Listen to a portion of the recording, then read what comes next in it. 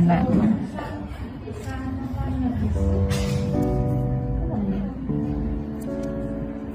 Cá chứ, cá kiểm hàng chứ.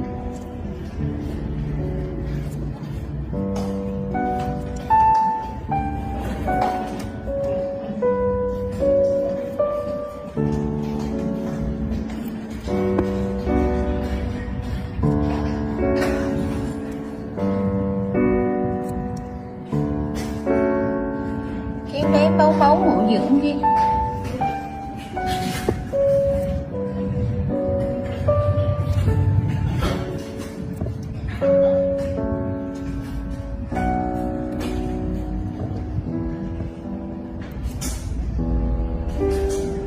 Chuyện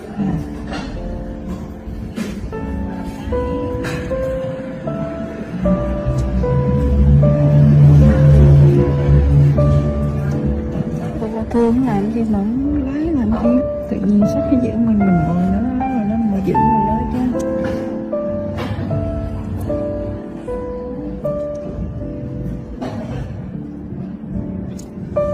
Nó là đau quá ta.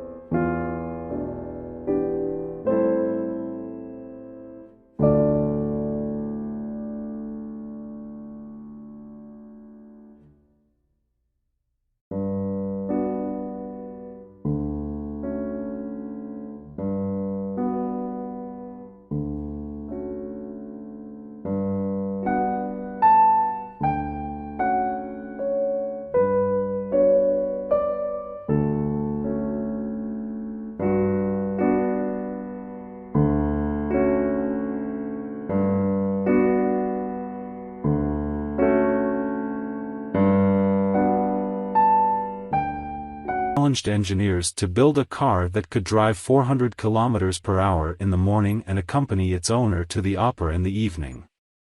Since then, the ability to seamlessly blend incomparable speed with unparalleled luxury and elegance has been a core part of the Bugatti identity, and today, the drivers will feel that identity in its most visceral form. Bugatti customers and partners line up on the tarmac, and among them is Evan Seigler, brand manager at Bugatti Greenwich.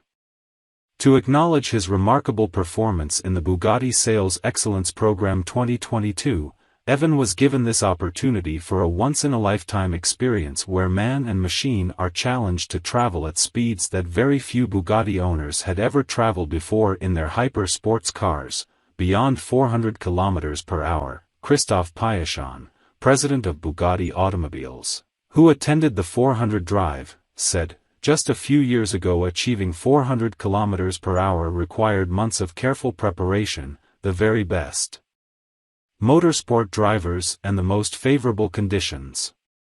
For a very long time no production car could get anywhere near that speed, even for a moment. But today, In the world of our meticulously engineered and designed Bugatti Hyper sports cars, we opened up this performance to our customers in absolute safety and allow them something that very few people will ever have, and most of them even had a chance to experience this with their own car. This kind of moment is part of the incomparable magic of Bugatti. Before their first runs, drivers underwent an intensive information session with a Bugatti Pilote Officiel, to prepare for both the physical and mental strains they will go through. At 400 km per hour, they will be covering a distance of 1.25 football fields every second.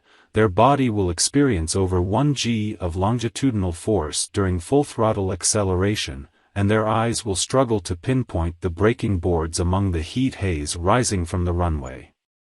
But, with a background in elite motorsport, the Pilote Officiel offered them valuable guidance on staying focused, and on the unusual feeling of allowing the car to wander at high speeds rather than trying to steer it at roughly a third of the speed of sound. Time had come then for drivers to do their first exhilarating runs of the day, but not before the cars were equipped with their top speed key.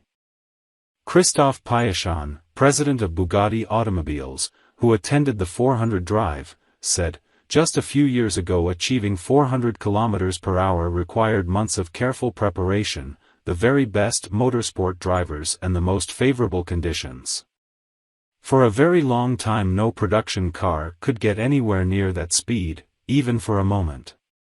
But today, in the world of our meticulously engineered and designed Bugatti Hyper sports cars, we opened up this performance to our customers in absolute safety and allow them something that very few people will ever have, and most of them even had a chance to experience this with their own car.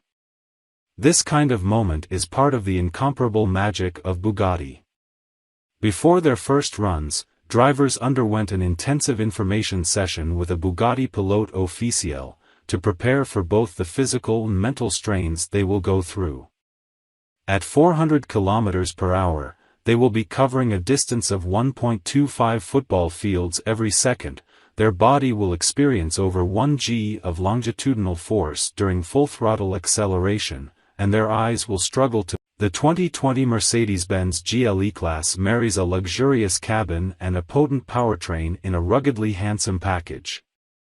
It's the latest in a long line of luxurious off-roaders from Mercedes-Benz that started back in the late 1990s with the introduction of the M-Class. This new GLE is also a huge improvement compared with the version it replaces. That's not to say it's perfect. In its quest to out-tech key rivals such as the BMW X5, Lincoln Aviator, and Volvo XC90, Mercedes has overlooked a few important details, namely interior ergonomics and ride comfort. While a slope-roofed, coupe model will surely join the lineup soon, the GLE class is offered only with a squareback SUV body at the moment. What's new for 2020? Benz's popular midsize SUV has been completely redesigned for 2020 and features a more modern lineup of engines, additional luxury options, and more contemporary technology features. After driving 2 of the 3 available powertrains, we'd suggest sticking with the entry-level turbocharged 4-cylinder GLE 350 model. Despite the fact that it's the lowest powered option, it moves the GLE class along with enough authority to satisfy most drivers, and it gets better fuel economy to boot. Since we're saving our hard-earned dollars by going with the base model, we'd allow ourselves to splurge on the premium package, Burmester audio system, ambient interior lighting, a wireless smartphone charging pad, and Sirius XM satellite radio, the Energizing Package Plus, massaging front seats with heat and ventilation, cabin air purification system, in-cabin fragrance diffuser, and the Warmth and Comfort Package, heated front armrests and upper door panels. We'd also add heated seats in the second row, 4-zone automatic climate control, and soft closed doors, all of which are standalone options. Engine, transmission, and performance. Models wearing the GLE 350 badge are powered by a 255 horsepower turbocharged 4-cylinder engine with either rear or all-wheel drive, 4MATIC in Mercedes parlance, and a 9-speed automatic transmission. Stepping up to the GLE 450 brings standard all-wheel drive and a 362 horsepower hybrid powertrain that consists of a turbocharged inline-six and a novel 48-volt electrical system. The 2020 GLE 350 required 6.6 seconds to reach 60 miles per hour at our test track, and the 6-cylinder GLE 450 managed a 5.3-second time. While the souped-up Mercedes-AMG GLE 53, reviewed separately, brings even more heat, the 2020 Mercedes-Benz GLE 580 represents the most powerful and expensive non-AMG model. The 48-volt system combines with a twin-turbo 4.0-liter V8 to make up to 504 horsepower. Every GLE class can be outfitted with a cutting-edge air suspension system that can lean into corners and even wiggle itself loose if the driver gets stuck in sand or mud. The standard setup is traditional steel springs and anti-roll bars. Unsurprisingly, the 4-cylinder GLE 350 earns the highest fuel economy estimates from the EPA at 20/27/22 mpg city/highway/combined for the rear-wheel drive model. Adding all-wheel drive reduces both the highway and city figures by 1 mile per gallon. The GLE 450 earns ratings of 19/24/21 mpg city/highway/combined. The GLE 580 burns gas at a faster rate and earns 17/21/19 mpg. On our 200-mile highway fuel economy test route, an all-wheel drive GLE 354 Matic returned 25 miles per gallon, and the GLE 454 Matic delivered 23 miles per gallon. The GLE 450 goes head-to-head with the 6-cylinder X5 xDrive 40i, but the BMW wins in our fuel economy testing with its 28 miles per gallon result. Interior, comfort, and cargo. Fine materials such as genuine leather, woods, and metals impart a sense of true luxury, but they also add a pretty penny to the bottom line. Not only can the front seats be heated, but the armrests and center console lid can, too, which quickly take the chill out of a frigid winter morning. The spacious interior can now be outfitted with an optional third row of seats and features modern Mercedes technology found in the company's latest luxury belong to the class above. That leaves just one true rival, the Volkswagen Up GTI. And on paper at least, the city car from Turin should have the better of the 113 brake horsepower lightweight from Wolfsburg, with even the base Abarth 595 putting out a whopping 165 brake horsepower from its 1.4-liter turbocharged engine. In fact, the entire recipe for the Abarth looks quite tasty. There's lowered suspension, an aggressive-looking body kit, racy sport seats and a Larry exhaust. What's more, in keeping with the stylish Fiat 500 that it shares its look with, the 595C means that you can have your Abarth with a convertible roof, which retracts electronically with the touch of a button. None of the 595's rivals can offer you that. But do these changes make the 595 spicy enough to beat the competition, or is it a case of all bark and no bite? Over the next few pages, we'll let you know. And whichever sporty city car you decide on, visit our new car buying pages for the best discounts around. The Abarth 595 comes in a variety of trim levels, but they all share the same 1.4-liter T-Jet engine. That means that regardless of which you go for, you have a whopping 165 brake horsepower to play with, enough to easily show the Volkswagen Up GTI a clean pair of heels in a straight line. The engine is willing to rev harder than most small turbocharged engines, has a progressive delivery and feels responsive even from lower revs. We wish its gearbox was a little more slick, but with a 0 to 62 miles per hour time of 7.3 seconds and a 135 miles per hour top speed, straight-line performance isn't far off that of bigger hot hatches. Despite its small displacement, the engine sounds menacing. Below 30 miles per hour, small accelerator inputs have the 595 gurgling, popping and crackling. It sounds rather naughty and certainly isn't a hot hatch for those who crave anonymity. Want to stand out even more? The top-spec F595 is for you. It comes with an even louder record Monza Sovraposto exhaust system. That version also gets upgraded suspension, adding Koni dampers to the front. Koni rear dampers are standard across the range, and a more potent Brembo braking system with perforated brake discs to better dissipate heat. It's a shame then, that the Abarth 595's straight-line pace and sporty noise isn't backed up with rewarding handling, even if you pick the F595. Compared with the best hot hatches, which allow you to modify your line through corners with a lift of the accelerator or some well-calculated braking, the 595 feels rather one-dimensional and straight-laced. That said, despite not being the most involving hatch on the market to drive, the 595 can still be hustled down a twisting road quickly. Granted, on busier road surfaces, some might find the very firm, bouncy ride a bit wearing, but the upshot is that there's surprisingly little body lean given the 595's tall and narrow body. Ultimately, the Up GTI is even more capable, though, with better weighted steering, a greater sense of connection to the front tires and a grippier front end. Open the door and it's immediately obvious that you're inside an Abarth rather than a regular Fiat 500. The general interior layout mirrors say hello to the Abarth 500e, the most significant hot hatchback since the Simca 1100 Ti kickstarted the genre way back in 1973. A bold claim, perhaps. But the Abarth 500e is the first hot hatch powered by electrons rather than petrol or diesel, and it's out to prove a point. Chiefly that electric cars can be just as fun as their petrol-powered counterparts.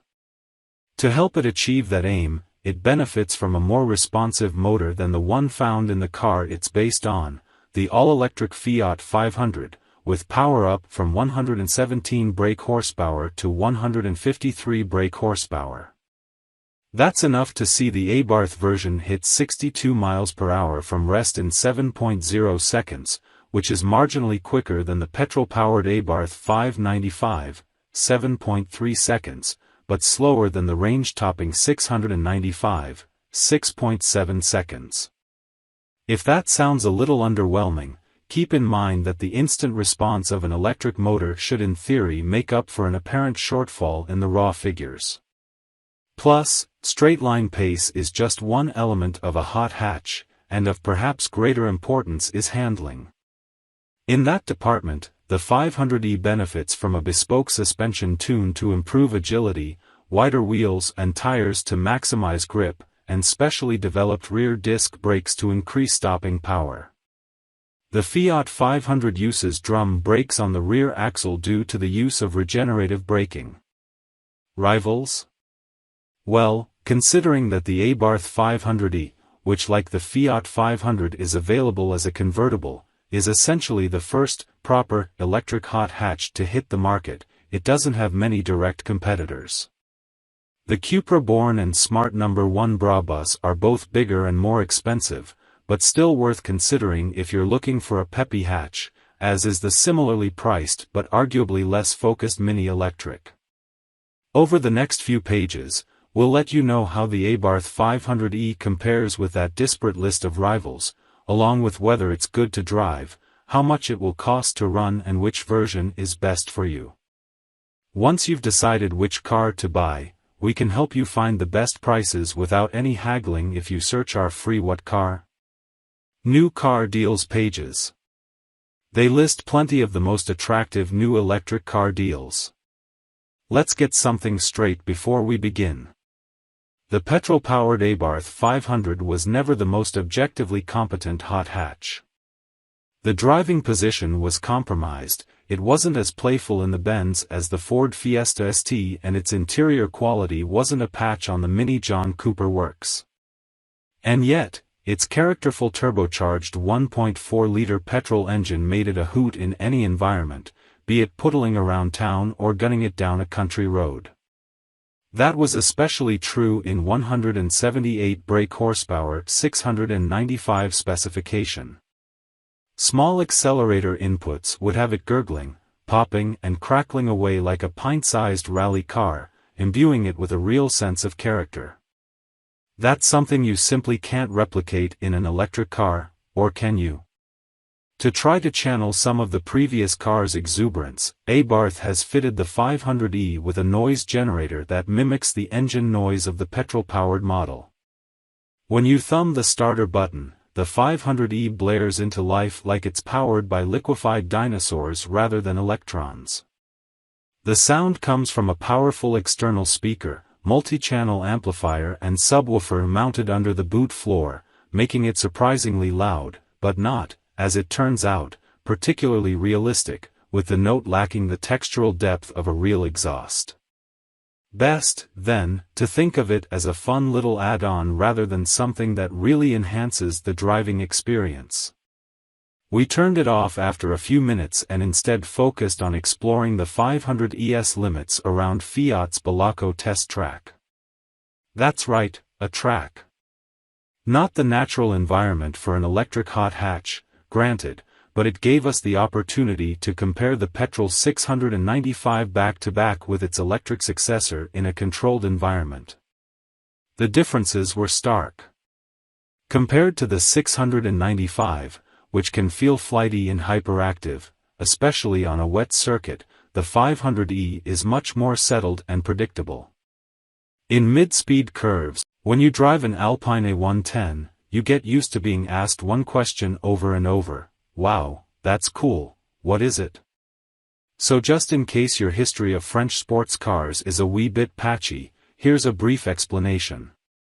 The original Alpine A110 was a small rear-engined sports car born in the 60s. It proved to be mightily good for rallying thanks to its low weight, nimble handling and eager Renault engine. The connection between the two French brands became even closer when Renault bought Alpine. Under Renault's stewardship, Alpine continued until the mid-90s when the name faded away, until this 21st century A110 came along. The styling of the current Alpine A110 is almost a carbon copy of the originals, and so is the concept, a tiny featherweight sports car.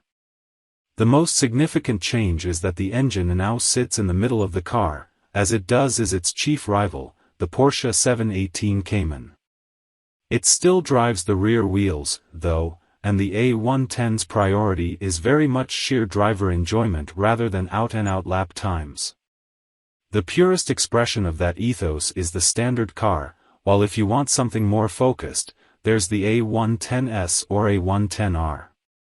The S gets lower, stiffer suspension and a bit more power to help bridge the gap to some of the car's quicker rivals, while the R is a stripped-out, track-focused special.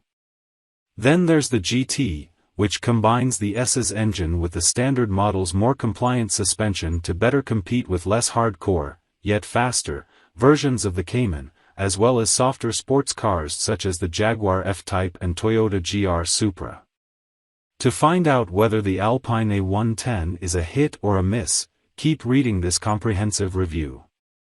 We'll cover performance, comfort, running costs and more, and compare it with its main sports car rivals. If temptation gets the better of you, make sure you check out the savings on our free What Car? New car deals pages. They have lots of the best new sports car deals. The Alpine A110's 1.8-liter turbocharged 4-cylinder petrol engine with 249 brake horsepower might not sound like much cop, especially when you consider that it's around 50 brake horsepower down on the least powerful Jaguar F-Type and Porsche 718 Cayman. Those two rivals weigh a lot more than the 1,098 kilograms of the entry-level A110, though. That's nothing by today's standards. Even a well-equipped A110 is about the same weight as a basic Ford Fiesta. As it's so light, it doesn't need a lot of power, and that 249 brake horsepower is enough to scoot it from 0 to 62 miles per hour in a rapid 4.5 seconds before eventually topping out at 155 miles per hour, the Cayman does 0 to 62 miles per hour in 5.1 seconds. You don't have to rev the engine to the red line to make swift progress, either.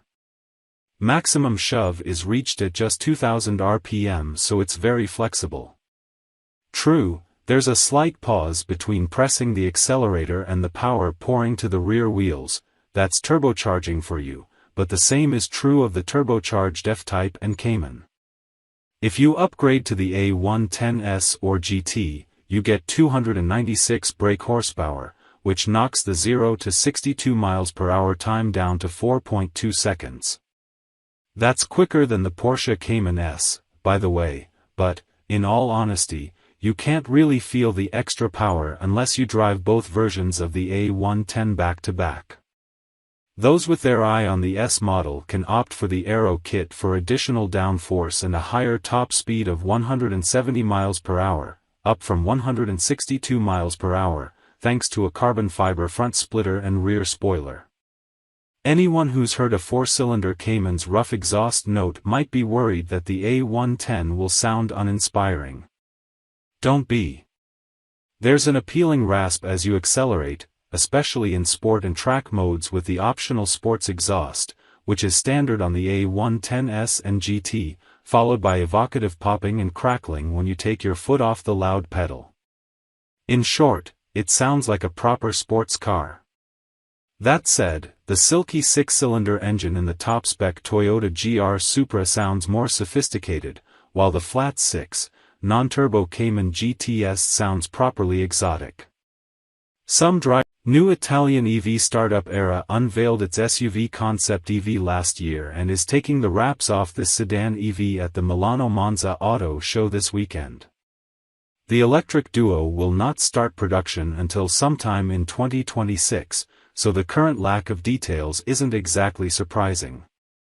Aira has said, the sedan, yes, that's the name, will have a range of around 500 miles and will cost somewhere between $175,000 and $200,000. Aira says it is drawing on local connections in Italy to make its EV lineup a reality. The electric vehicle world remains fertile ground for companies ready to make their mark on the auto industry. One of the new aspirants is Aira, an Italian electric startup, mobility brand, that announced itself in the middle of 2022. Aira just took the wraps off of a new premium electric vehicle targeted at the high end of the luxury EV market. The design rocks, even if the model name falls a bit flat. Aira unveiled the first teaser picture of the new car at the end of May, but that only showed part of the rear spoiler. A new batch of preview images reveals the entire exterior of the elegant upcoming all-electric performance sedan. Aira's chief design officer, Filippo Perini, previously worked as a designer for Audi, Lamborghini, and Italdesign, so it's not exactly shocking that our first response is that a design this good needs a better name than the one Aira gave it, the sedan. Aira is taking all the wraps off its sedan this weekend at the Milano Monza Auto Show. The company said it will deliver the first sedans to customers sometime in 2026. Aira showed off its SUV concept, which, you guessed it, is called the SUV, in 2022. So, what is the sedan all about? Based on the pictures, the sedan looks a bit like what we imagine Lexus would do if it decided to tweak the new Prius design for the high-end market, but better. It has 4 scissor doors and a short, aggressive front end, making it look intimidating and fuel-efficient in one fell swoop. The company isn't showing all of its cards just yet, but it did say the sedan will be based on the same platform as the Aira SUV. Ihar said the sedan will offer an impressive 500-mile range on a full charge using technology from Maiba battery systems and will have a top speed of 165 miles per hour. The interior features some excellent options, including a pillar-to-pillar infotainment screen that displays pertinent information when the car is in motion but which can be extended upward when the vehicle is parked to provide a widescreen movie display or a way to win room rater during your next video meeting. Production car to be virtually identical. This kind of eye-grabbing tech isn't just for the visitors to the auto show.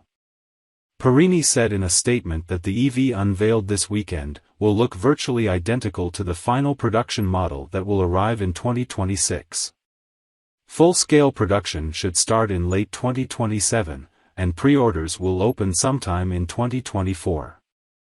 According to Reuters, the price tags for both the sedan and the SUV will be around $175,000 to $197,000.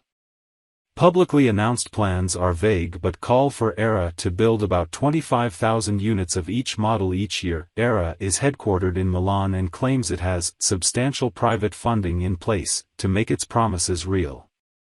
The Italian startup calls itself a global ultra-premium electric automotive brand, but global here doesn't mean everywhere, at least at first.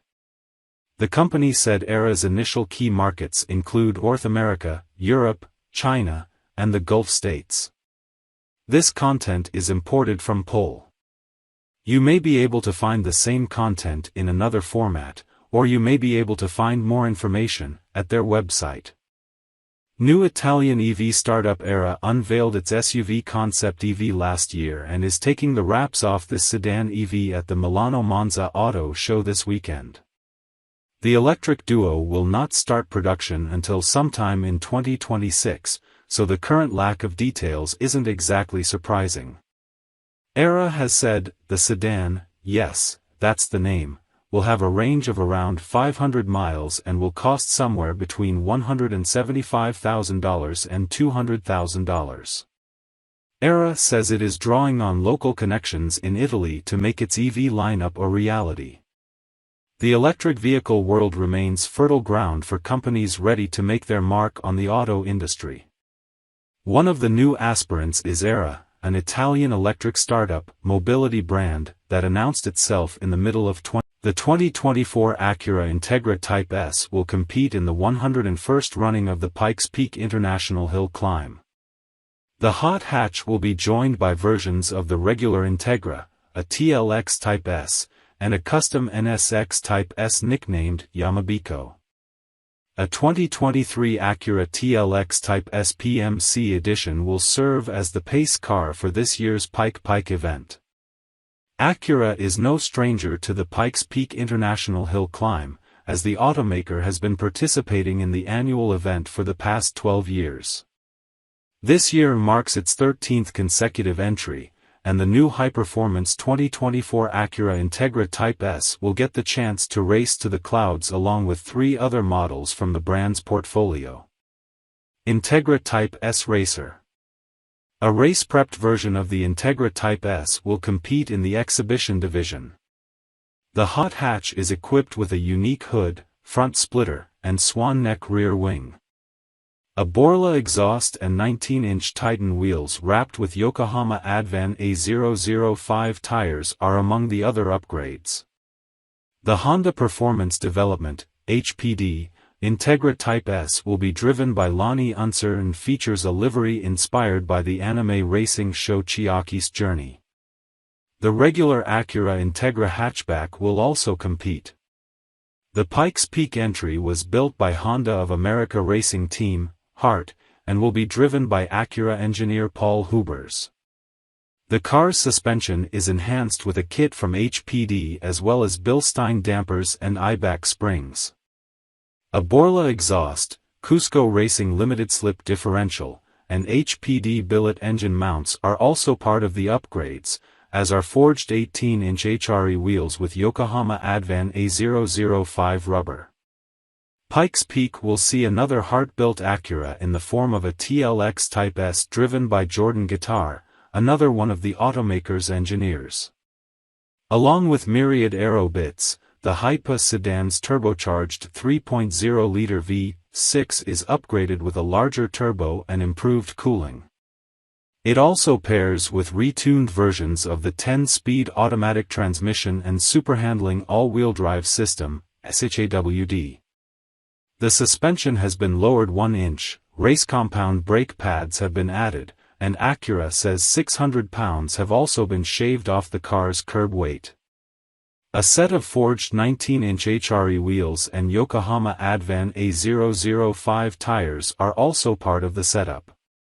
While Acura no longer builds the NSX supercar, a skunkworks division of Hart called Crazy New is using a 2022 NSX Type S as a canvas for a special project.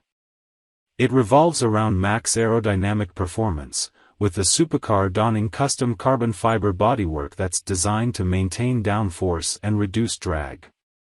It's also fitted with a special rear wing that actively adjusts itself for reduced drag at higher speeds or to create an air brake to help slow the car down. This modified NSX is nicknamed Yamabiko, which is said to be a mythical mountain god in Japanese folklore.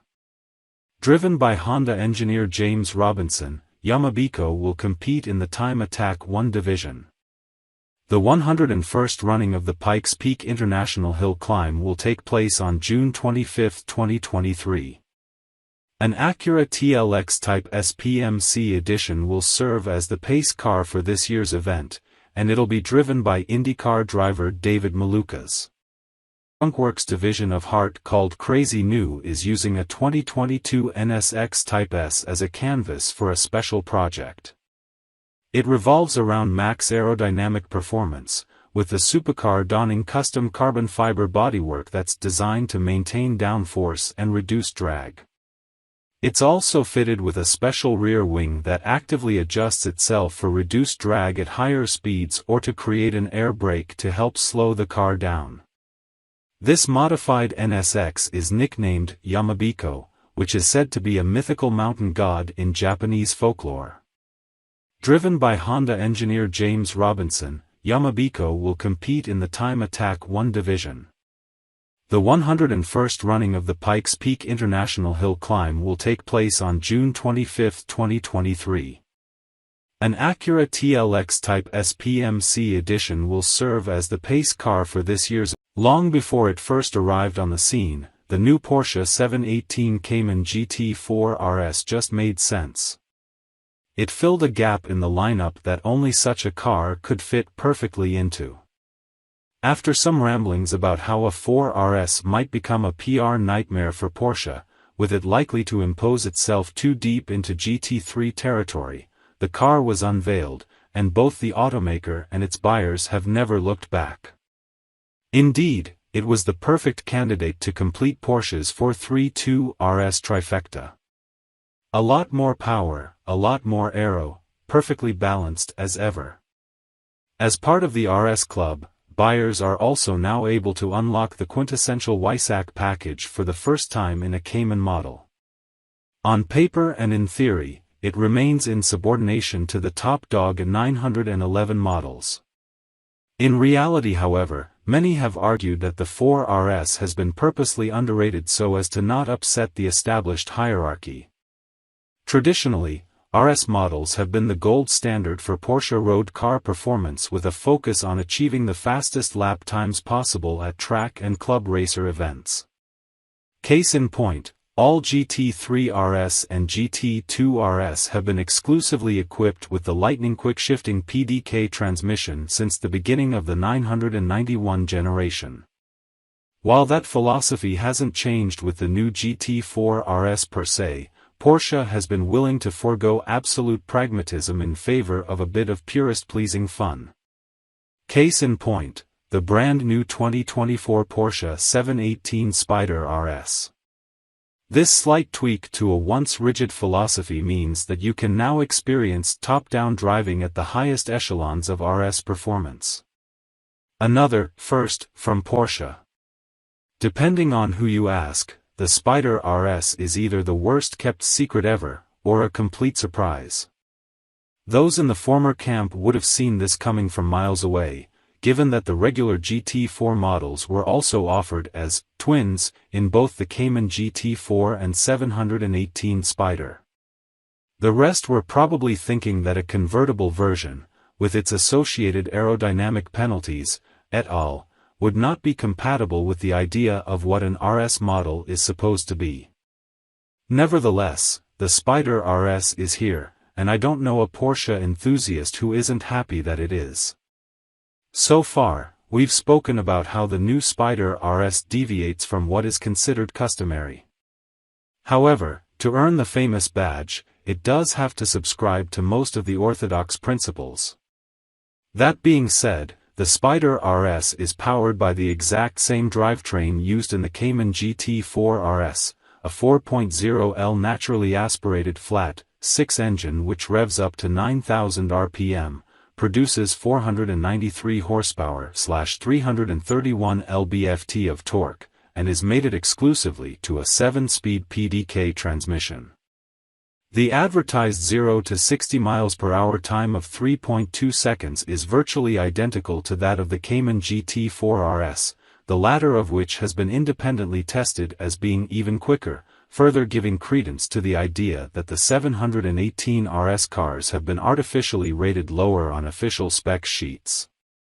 According to Porsche, the Spider RS will offer a more relaxed, characteristically convertible style setup, which means that the suspension settings have been slightly softened compared to that in the Cayman GT4 RS. It does, however, remain more performance-oriented over the regular Spider with features such as PASM, a lower ride height, spherical suspension joints, a mechanical limited-slip differential, and 20 center-lock wheels, provided as standard equipment. While the Spider RS isn't targeting the lap-time-obsessed demographic of Porsche's customer base, it will no doubt offer just as much performance as its fixed-roof counterpart to the overwhelming majority of owners, those who have neither the intention or the resume to hunt down tenths of seconds at the circuit. That's better left in the hands of the Kerns and Bergmeisters of the world, anyway. In other words, the 718 RS cars offer the rare option of having a hard top or a soft top, and this decision should ultimately come down to your personal tastes. Up front, the Spider RS presents familiarly, with the same fascia as seen on the Cayman GT4 RS, albeit with a shortened front splitter to provide more aerodynamic. Based on the stunning O2 concept car, the 2026 Polestar 6 is set to serve as the luxury electric automaker's next halo sports car. Riding on the same aluminum structure as the upcoming 5 luxury sedan, the 6 wears a chopped convertible hardtop and 2 fewer doors but retains the brand's now signature minimalist interior design. Polestar says an 884 horsepower dual-motor powertrain will be good enough for a 3.2-second blast to 62 miles per hour, but the company hasn't yet speculated on driving range. We expect at least 300 miles per charge, but we'll update this story when we find out something more concrete. Assume the production vehicle to ship with eco-friendly interior materials and a large infotainment touchscreen with Polestar's most up-to-date Google-based software interface.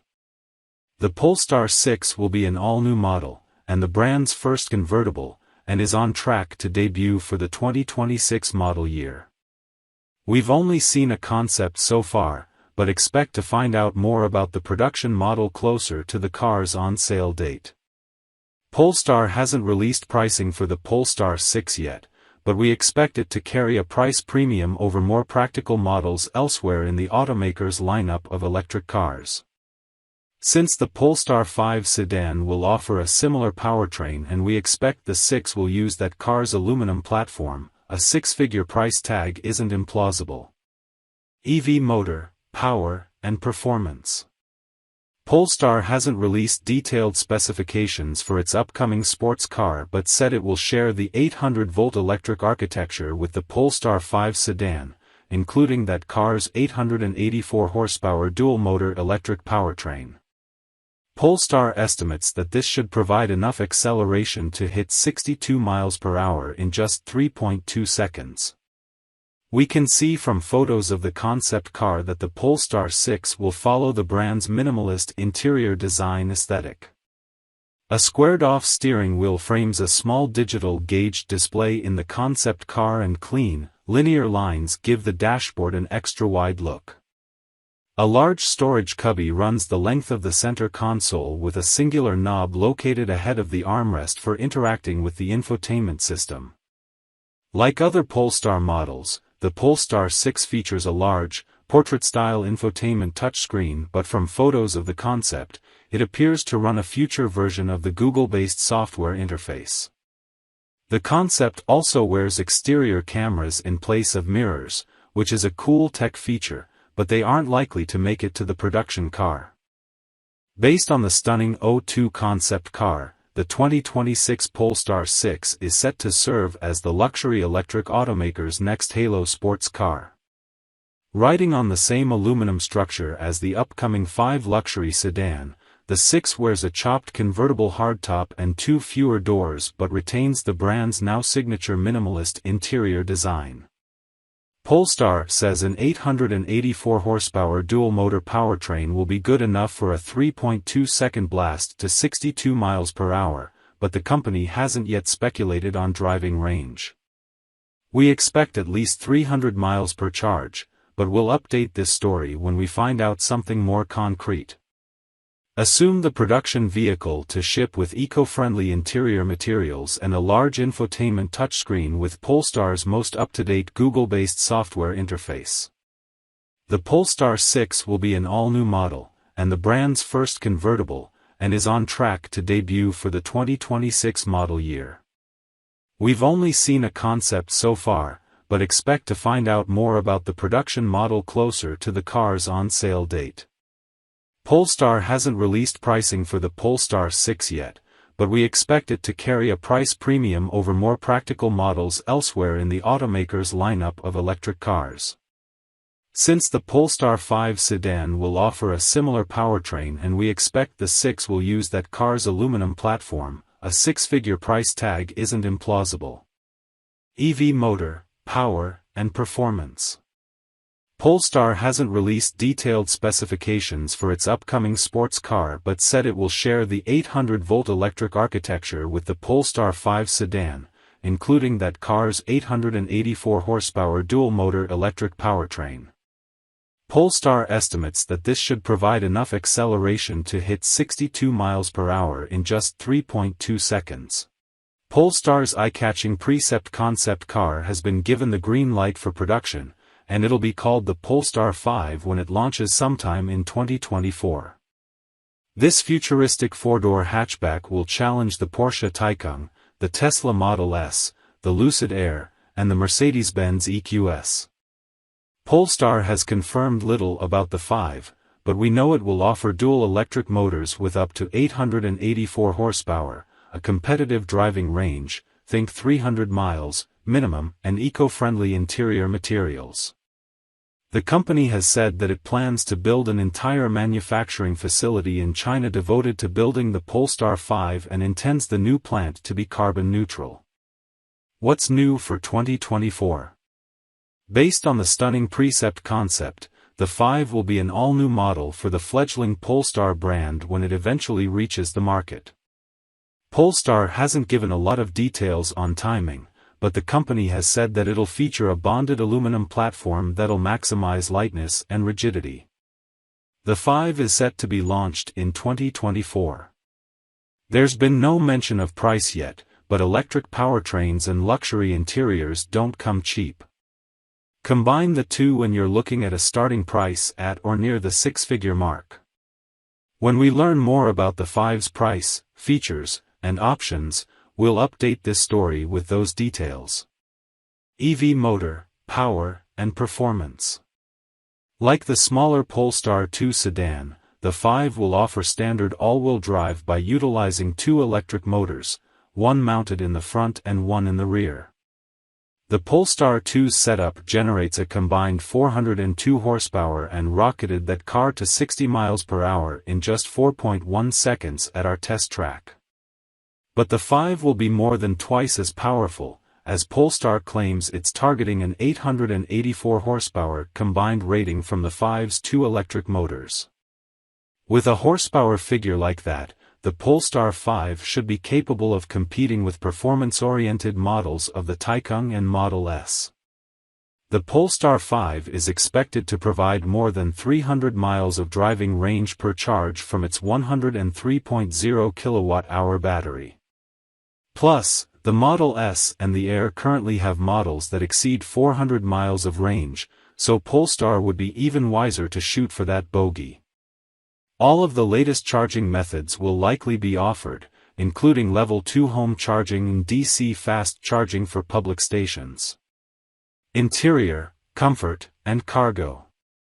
We hope Polestar retains the interior of the concept car as the 5 makes its way to production.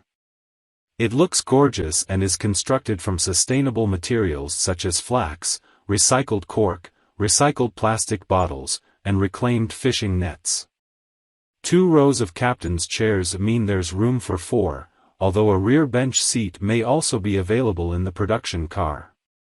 Like many electric cars, the 5 should offer 2 trunks for storage, one in the rear like a normal sedan and a second, smaller one up front. From what we've seen of the concept car, a massive 15.0-inch infotainment touchscreen is mounted vertically in the center of the dashboard and runs the latest version of Polestar's Android-derived software interface. A secondary 12.5-inch screen serves as a reconfigurable gauge display, and 2 smaller monitors on the door panels project views in lieu of traditional exterior mirrors. How much of this will make it to production is unknown, but the exterior camera system seems unlikely. The Precept concept car wears a roof-mounted array of sensors that suggest the 2024 Polestar 5 could have some next-generation driver assistance features, including even an autonomous driving mode. For more information about the Polestar's crash test results, visit the National Highway Traffic Safety Administration, NHTSA, and Insurance Institute for Highway Safety, IIHS, websites. Key safety features are likely to include standard automated emergency braking with pedestrian detection, standard lane departure warning with lane keeping assist, standard adaptive cruise control with semi-autonomous driving mode. Polestar's standard warranty coverage could change between now and 2023, but as of publication, the company offers a fairly basic warranty package that matches key rival Tesla. Despite the company being a spin-off division of Volvo, Polestar does not offer any complimentary scheduled maintenance as the Swedish automaker does. Limited warranty covers 4 years or 50,000 miles. Electrical components are covered. With a coupe-like silhouette, the 2025 Polestar 4 is a sleeker and more sporty-looking version of the Polestar 3 SUV. The 4 has a sloped rear end, like many coupe-ish SUVs, and wears a different tail lamp design than the 3, but the most interesting difference is that the 4 will not feature a rear window, opting instead for a digital rear-view mirror and what looks to be an epic blind spot. Polestar says 272 horsepower single and 544 horsepower dual-motor powertrains will be offered, with the more powerful configuration able to shoot the 4 to 62 miles per hour in 3.8 seconds. The driving range of the rear motor-only model should be around 300 miles per charge, which is enough to challenge popular EV rivals such as the Audi Q8 e-tron and the Tesla Model Y. The Polestar 4 will be an all-new model for the growing EV brand. It's expected to go into production for the 2025 model year. Polestar says the 4 will start at $60,000. That's for the less powerful single-motor model, so we can only guess on the price of the mightier dual-motor version. When we learn more about the Polestar 4's pricing, features, and options, we'll update this story with that information and recommend a version that represents the best value. EV motor, power, and performance. While the entry-level setup is a single 272 horsepower electric motor driving the rear wheels, the dual-motor Polestar 4 offers all-wheel drive and 544 ponies. Polestar says the more powerful model is capable of hitting 62 miles per hour in just 3.8 seconds. An adaptive suspension system is standard with the dual-motor powertrain, but Polestar hasn't released any additional information about the 4's chassis just yet. When we get a chance to drive one, we'll update this story with driving impressions. Polestar says the 4 SUV should be good for over 300 miles of driving per charge, but that's for the single-motor model, and the EPA hasn't yet weighed in. The large 94 kWh battery pack can be charged at up to 200 kilowatts on a DC fast charging connection, but no estimated charging times have been provided just yet. Fuel economy and real-world MPG. The EPA hasn't released fuel efficiency estimates for the Polestar 4 yet, but we expect it to be slightly less efficient than the Polestar 2 sedan. When we get a chance, we'll take the Polestar 4 on our 75 miles per hour highway fuel economy route and update this story with its test results. For more information about the Polestar 3's fuel economy, visit the EPA's website. Interior, comfort, and cargo. Polestar says foregoing a rear window allowed designers to push the rear seats back further for a more immersive experience for passengers. We're not so sure, as the rear seat space looks fairly typical of luxury crossovers to us. The interior styling is pleasant and minimalist, though, and can be lined in your choice of vinyl, Nappa leather, or a knit textile made from recycled plastic. All models come with a large 15.4-inch infotainment display with Polestar's latest Google-based interface. The system features Google Assistant and Google Maps and offers access to Google Play. Never fear, Apple users, CarPlay is included as standard. Also standard is a 10.2-inch digital gauge display which shows the driver basics like speed and battery range, but that info can also be projected onto a 14.7-inch head-up display. A 12-speaker Harman/Kardon stereo system is available as an option and can be had with bonus speakers in the front headrests, bringing the speaker count up to 16. Every Polestar 4 comes with a suite of driver assistance features as standard, but if you want the company's hands-free driving tech, called Pilot Assist, you'll have to pay extra. For more information about the Polestar 4's crash test results, visit the National Highway Traffic Safety Administration, NHTSA, and Insurance Institute for Highway Safety, IIHS, websites. Key safety features include standard automated emergency braking with pedestrian detection, standard lane departure warning with lane keeping assist, available adaptive cruise control with hands-free driving mode, warranty and maintenance coverage. Polestar's limited warranty sticks to the industry standard, on par with that of Tesla. The company also provides competitive coverage for the 4's electrical components. Surprisingly, Polestar doesn't offer the same 3-year complimentary maintenance program as, with a handsome design and the requisite high-riding seating position. The 2024 Polestar 3 joins the flood of electrified SUVs pouring into the market. Volvo's spin-off EV brand has produced only cars to date, though the Polestar 2 could be seen as either a tall car or a low-riding SUV. There will be no such confusion concerning the 3, which will go on sale sometime in early 2024. We'll admit to being smitten with its streamlined roofline, prominent fenders, and dramatic wheel arches.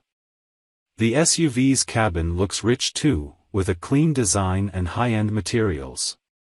Power is more than ample in the base model, which is propelled by a 489 horsepower, dual-motor, all-wheel drive powertrain.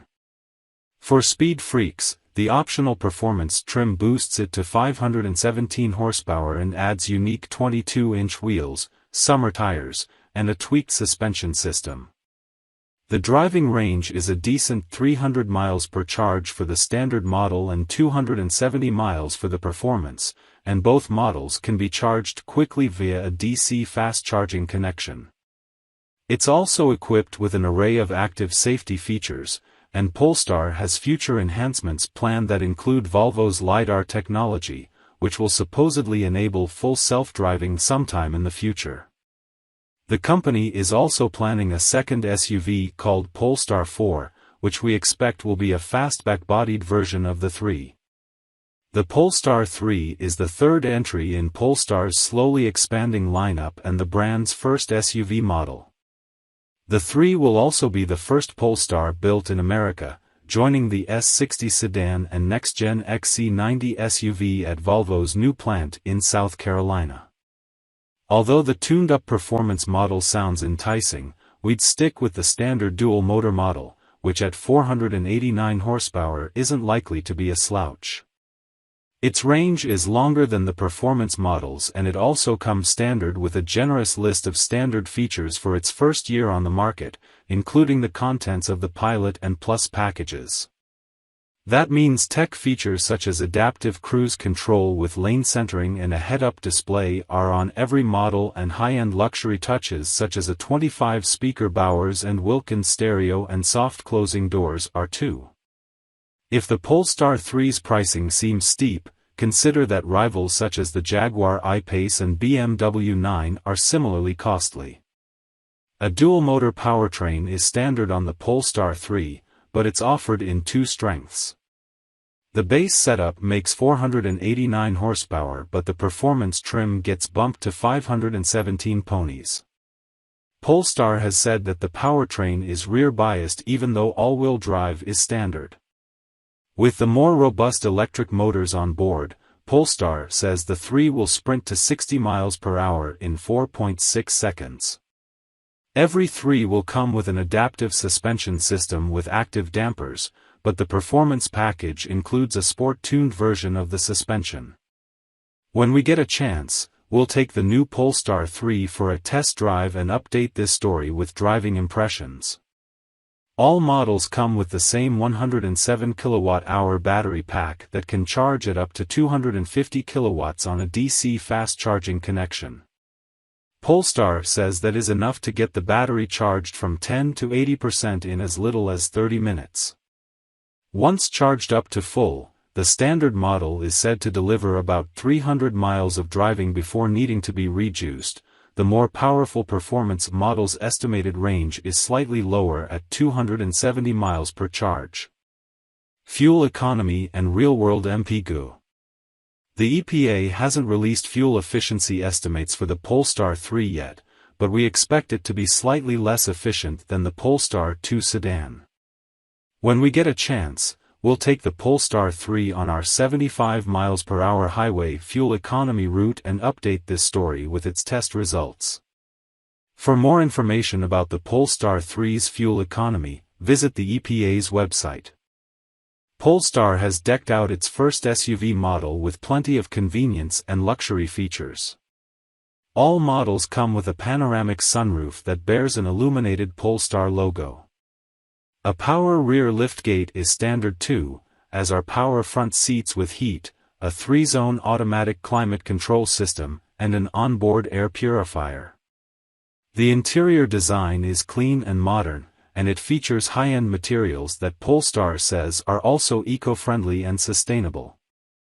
At launch, all models will come with the Plus package, which includes niceties such as a power-adjustable steering wheel with heat and soft closed doors.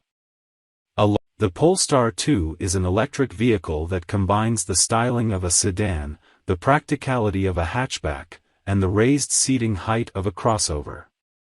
As part of Volvo's EV subsidiary, Polestar, this model comes only with a large battery pack and an electric motor powering the front wheels, or 2 electric motors if you opt for the more powerful all-wheel drive setup. Either way, it's a pleasant car to drive, and its minimalist interior is spacious and appealing. The single-motor version offers up to 270 miles of range according to the EPA, while the dual-motor version is rated to deliver 260 miles of range. Dual-motor examples of the Polestar 2 gain an additional 11 miles of estimated driving range for 2023. Polestar has also expanded the color palette with 2 newly available exterior hues and a new interior color scheme, and the 2's 19 and 20-inch wheel options feature new designs.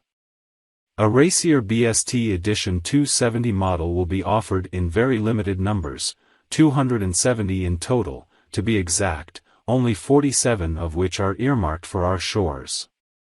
The BST Edition 270's dual electric motors are tuned to produce an extra 15 lb-ft of torque, and its suspension has been lowered and features adjustable Alliance dampers. Unique 21-inch wheels are wrapped with specially designed Pirelli P0 performance tires.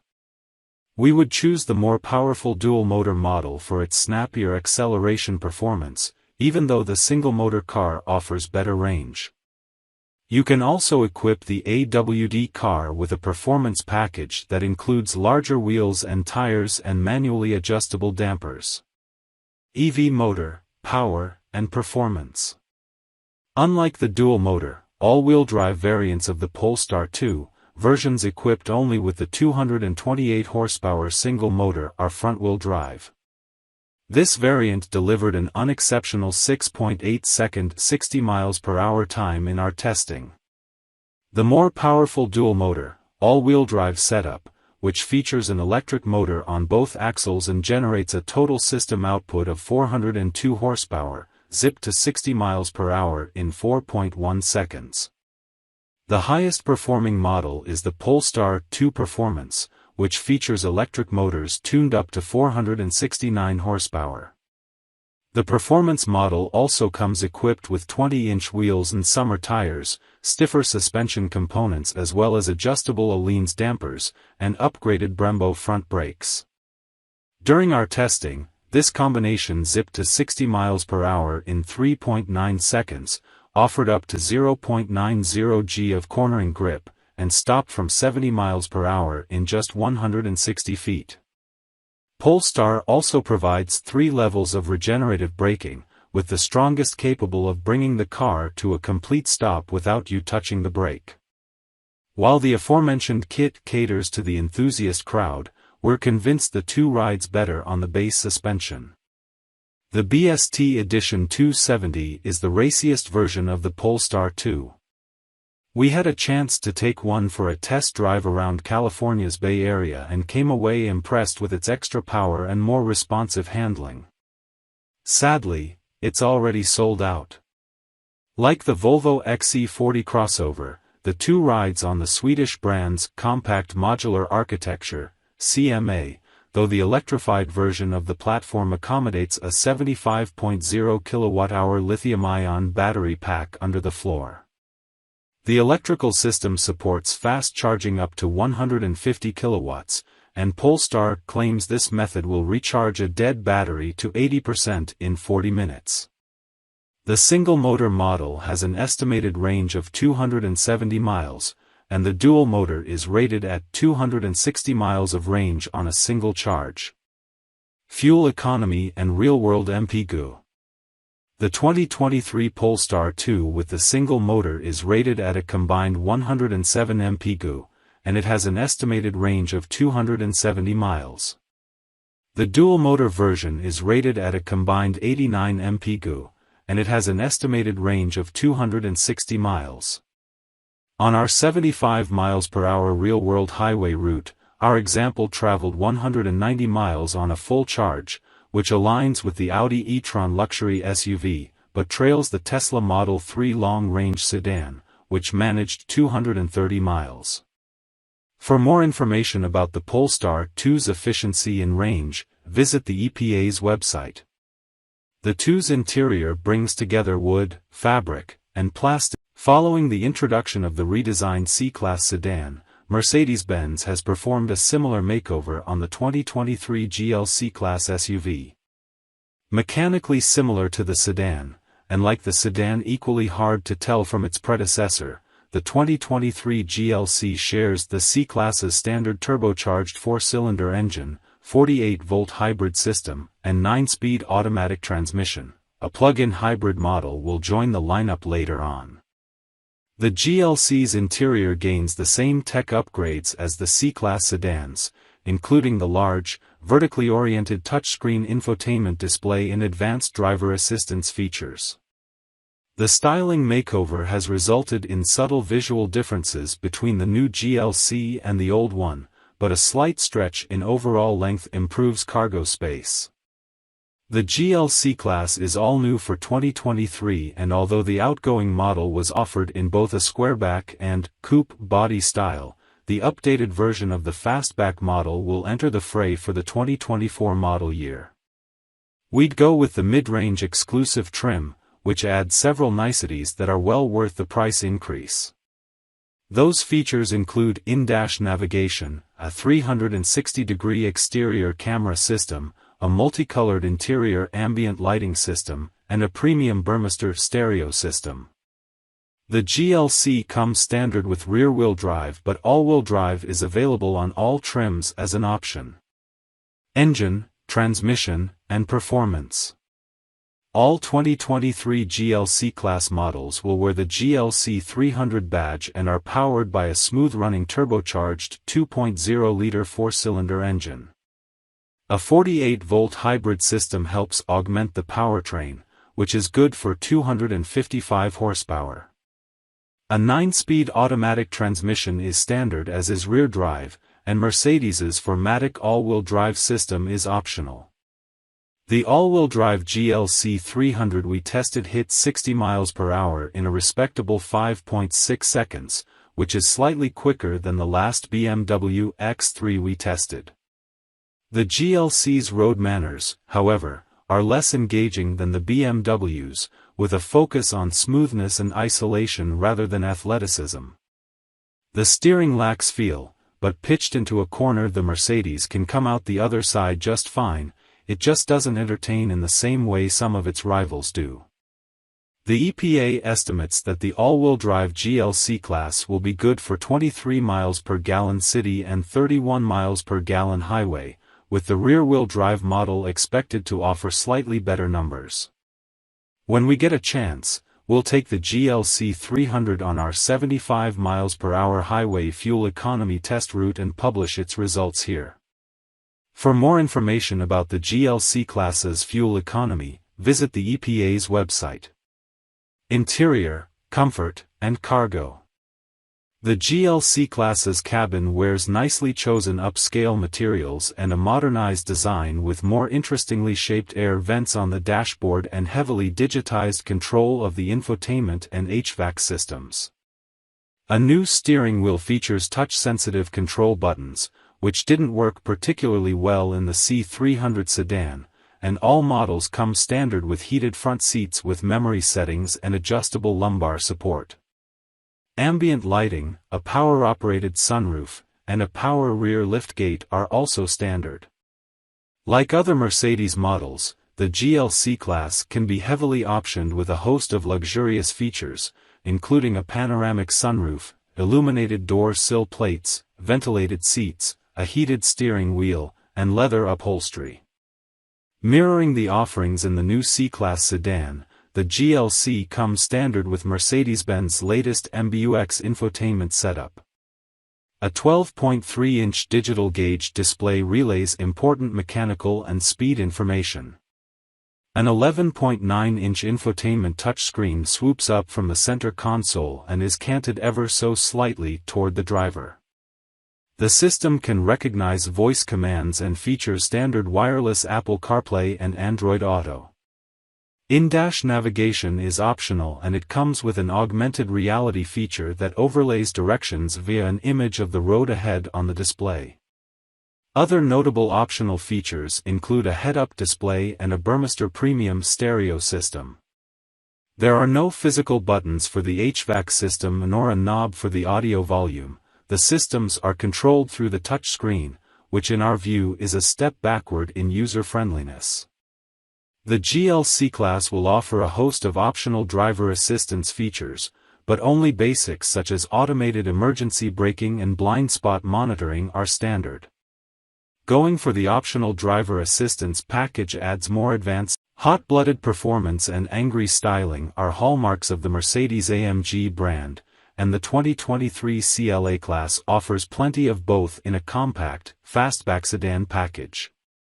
The entry-level CLA 35 is powered by a 302 horsepower turbo 4, while the CLA 45 enjoys a boost in engine output to an impressive 382 horses. The CLA 35 delivers strong acceleration, but the 45 has sprinter's legs that let it run shoulder to shoulder with some seriously hot machines. Both models undergird their go-fast capability with sport sedan handling. While not as roomy inside as rivals such as the Audi S3 or the Cadillac CT4V, neither of those is what we'd call spacious. the CLA class's cabin is nicely outfitted and equipped with modern infotainment gear. It also wears a sporty-looking design with trim rendered in carbon fiber, a pair of heavily bolstered front seats, and a flat-bottomed steering wheel. Despite being the smallest offering in the AMG sedan lineup, the CLA class delivers much of the high-performance driving experience and high-end curb appeal that AMG's products are known for at a lower price than the brand's big-money models. To celebrate the 55th anniversary of the founding of AMG, Mercedes-Benz Performance Tuning Arm, the company has launched the Edition 55. Only a limited number of CLA 45 models will be available with the Edition 55 treatment. The package consists of Cosmos black metallic paint with gloss black exterior trim, black chrome tailpipes, unique 19-inch matte gray wheels, and special badging. The normally optional AMG aerodynamics package is included as standard, and the cabin is outfitted in a black and red two-tone motif. The CLA 45 is the most intense member of the CLA family, but its high base price pushes it into competition with larger, more refined sports sedans, so we'd stick with the CLA 35 and try to have a light hand with the options. Heated and ventilated front seats are a bargain at $950, and the $800 premium package adds keyless passive entry and ignition as well as power folding exterior mirrors with an auto-dimming function. Engine, transmission, and performance. While both models boast the company's latest turbocharged 2.0-liter four-cylinder, the CLA 35 makes 302 horsepower and 295 lb-ft of torque, while the CLA 45 develops 382 ponies and 354 lb-ft. The CLA 35 drives through a 7-speed automatic transmission while the CLA 45 has an 8-speed automatic. They both are equipped with 4MATIC Plus all-wheel drive standard, which can send all of the power to the rear wheels. The 45 can even be equipped with a tail-sliding drift drive mode. A set of optional adaptive dampers provide adjustable ride quality. At our test track, the 302 horsepower CLA 35 managed a quick 4.4 second 0 to 60 mph time, and the 382 horsepower CLA 45 blasted to 60 in just 3.7 seconds. The CLA 35 and CLA 45 both come standard with all-wheel drive. The CLA 35 is rated at 23 miles per gallon city and 29 miles per gallon highway. That represents a 4 miles per gallon penalty on the highway compared to the much less powerful Mercedes-Benz CLA 250 with all-wheel drive. The CLA 35's fuel economy, however, is similar to those of competitors such as the Audi S3 and BMW M235 i Coupe. The more powerful CLA 45 is rated for 20 miles per gallon city and 29 miles per gallon highway. For more information about the CLA class's fuel economy, visit the EPA's website. Interior, comfort, and cargo. The CLA 45 stands out on the street from the CLA 35 with a flashier grille, wider front fenders, extra aerodynamic bits, and more. However, the two have similar aesthetics on the inside. Both can be outfitted with black faux suede accents as well as red seatbelts and contrast stitching. They also have customizable ambient interior lighting that includes illuminated circular air vents in the instrument panel. The front seats are pleasantly spacious, but there's limited headroom in the second row due to the car's sloping roofline. This sedan provides 11.6 cubic feet of cargo space. What exactly is the Audi e-tron GT? If you're thinking of Googling e-tron to find out, we did that. Apparently it means enjoyment while driving and unlimited suitability. Unlimited suitability? That implies that the e-tron GT can do anything, like the Messiah. We've driven it and, without giving the game away, it's good. Very good. But Jesus? Nah, it's not quite the second coming. We can tell you it's an electric car, but then there's a veritable onslaught of new electric cars right now. They're being fired into the market faster than electrons out of a Tesla supercharger. Ever to keep up to speed, so if you're feeling like a GCSE physics student who's wandered haplessly into a lecture on Stephen Hawking's spacetime theory, you've come to the right place. We'll help you make sense of this brave new world. The e-tron GT also qualifies as a performance car, and Audi builds two versions. The extremely fast one is called the e-tron GT, while the warp-speed version is called the RS e-tron GT. Both are mean-looking and, more objectively, they're low and wide, because they've been designed to handle brilliantly. They also have a boot, two boots, actually, and rear seats that are suitable for adults. In other words, they're usable transport, not just toys. Oh, and in case you need a bit more convincing that the Audi e-tron GT is a serious bit of kit, underneath it's basically a Porsche Taycan, which is our current favorite performance car and one of its chief rivals. The Tesla Model S is another. Read on through this review to find out how we rate the e-tron GT in terms of performance, interior quality, passenger space, running costs and more. We'll let you know how it compares with those rivals and others, and which version we reckon is the pick of the range. We might even be able to save you a few £1000s next time you buy a new car of any make and model. Simply search our free What Car? New car buying service to find some of the best prices currently available. It's a great place to discover the most tempting new electric car deals. We weren't joking in the introduction section. The entry-level Audi e-tron GT really is extremely fast. It has two electric motors, one driving the front wheels and one for the rears, making it four-wheel drive. That means it gets off the line with no drama in terms of wheel spin, but an all-encompassing drama in terms of the force with which it mashes you back in the seat. Normally, the total power is 469 brake horsepower, but for a 2.5 seconds burst it can beef that up to 523 brake horsepower, which equates to 0 to 62 miles per hour in 4.1 seconds. We clocked it doing 0 to 60 miles per hour in 3.9 seconds at our private test track. That's quite a bit faster than the entry-level Porsche Taycan and fast enough to make it our pick of the range. The RS model ups the ante with a consistent 590 brake horsepower or, when that's not quite enough, a 2.5 seconds burst of 637 brake horsepower. That fires you off like a mortar from rest to 62 miles per hour in 3.3 seconds. It's right up there, give or take, with the fastest accelerating Taycan Turbo S, 2.8 seconds, and the Tesla Model S long range. If you must have more haste, Tesla claims the Model S Plaid will do 0 to 60 miles per hour in 1.9 seconds. If that seems unnecessary, which, let's face it, it is for a 5-seat road car that isn't eligible for a Formula One race, the Model S's battery range adds a dose of sense to the one-upmanship.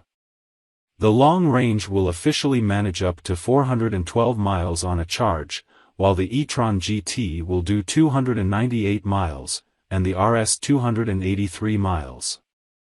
We tested the e-tron GT's real-world range and determined it to be around 230 miles during a mix of town, air-road, and motorway driving. That all but matched what you can expect from the Taycan 4S when it's fitted with the same 93 kilowatt-hour battery. That battery is an option on the 4S, though, while it's standard with the e-tron GT. Right, let's move on from the bold statistics to the nuances of handling. Here, the e-tron GT and Taycan feel like two peas from the same pod, while the Model S is a bit of a potato. The Taycan is tuned for ultimate agility, while the e-tron GT is purposely slightly softer. Audi says it's closer to the E. Who could expect a car that isn't even legal to drive on the road, costs millions, and probably won't offer much in terms of creature comfort would sell out in a matter of days, if not hours? We're talking about the Bugatti Bolide. Only 40 units will be built in Molsheim, and while this full-out race car was unveiled at the end of 2020 as a one-off, Bugatti decided to go for a minimal production run. The first clients will only receive their bolide in 2024, apart from a show prototype. We now get a look at the dark carbon fiber production prototype that has been undergoing rigorous testing lately. Check out the official video in our previous article. We know the Bugatti bolide is based on the Chiron, the W16 hypercar that has been sold out by now, and production is ended or reaching the very end as we speak, but at first glance just about the only thing you'll recognize from the Chiron is the traditional horseshoe grille up front. Just about everything else is different and bespoke to the bolide, like the carbon fiber bodywork, which was left visible on this production prototype. Lightweight was the magical request when developing the Bugatti bolide, so despite the massive W16 engine, we still get a total weight of just 1,450 kg or 3,196 pounds. Add in the fact this track beast packs an impressive 1,577 PS and we end up with a power-to-weight ratio of an astonishing 0.9 kg/PS. The bolide will be quick, that's for sure. As mentioned earlier, Bugatti is performing some in-depth testing at the moment to fine-tune the bolide before the first unit gets delivered to her lucky customer. During these testing it became obvious we are talking about a serious performance beast, capable of pulling 2.5 G-forces and inflicting a 3-ton downforce at speed. Power comes from the by now famous 8-liter Q-quad-turbo W16 engine, with not only 1,577 PS of power but also 1,600 Nm of torque, but when fitted to the bolide, Bugatti doesn't have to adhere to street regulations about exhaust sound, emissions, and other stuff like that. This is a track car, plain and simple. But that hasn't kept 40 clients to sign an order sheet for this €4 million hypercar, and that's before taxes mind you, but you do receive access to track events with the bolide. Bugatti Rimac CEO Mate Rimac has previously described the new ICE as being totally bonkers, promising we'll all be blown away, and will likely come with some electric motors added to increase power to the levels we expect from a Bugatti hypercar, and if the Rimac Nevera all-electric hypercar is anything to go by, I'm sure the next generation Bugatti will be bonkers indeed. Who could expect a car that isn't even legal to drive on the road, costs millions, and probably won't offer much in terms of creature comfort would sell out in a matter of days, if not hours? We're talking about the Bugatti bolide. Only 40 units will be built in Molsheim, and while this full-out race car was unveiled at the end of 2020 as a one-off, Bugatti decided to go for a minimal production run. The first clients will only receive their bolide in 2024, apart from a show prototype. We now get a look at the dark carbon fiber production prototype that has been undergoing rigorous testing lately. Check out the official video in our previous article. We know the Bugatti bolide is based on the Chiron, the W16 hypercar that has been sold out by now, and production is ended or reaching the very end as we speak, but at first glance just about the only thing you'll recognize from the Chiron is the traditional horseshoe grille up front. Just about everything else is different and bespoke to the bolide, like the carbon fiber bodywork, which was left visible on this production prototype. Lightweight was the magical request when developing the Bugatti bolide, so despite the massive W16 engine, we still get a total weight of just 1,450 kg or 3,196 pounds. Add in the fact this track beast packs an impressive 1,577 PS and we end up with a power-to-weight ratio of an astonishing 0.9 kg/PS. The bolide will be quick, that's for sure. As mentioned earlier, Bugatti is performing some in-depth testing at the moment to fine-tune the bolide before the first unit gets delivered to her lucky customer. During these testing it became obvious we are talking about a serious performance beast, capable. While Bugatti was performing straight-line aerodynamic testing with JBPG at Space Florida's launch and landing facility, located in Kennedy Space Center, Florida, a selection of Bugatti models sit awaiting their drivers. They are prepared to take to a 3-mile stretch of historic tarmac, once used as the landing facility for the space shuttle. Markers on the ground to this day reveal exactly where each of the shuttle missions stopped on its return. There's a palpable sense of history and achievement here, and each of the drivers is keen to write his own page in this decades-long story. Convection currents rise from the asphalt, making pockets of air appear to shimmer far off in the distance. Today the selected drivers will sail through a magical milestone, the 400 km/h barrier, in one of the most technically innovative and intricately designed hyper-sports cars of the 21st century, the Bugatti Chiron Super Sport. The experience is inspired by the vision of Ferdinand Piëch for the original Bugatti Veyron, who challenged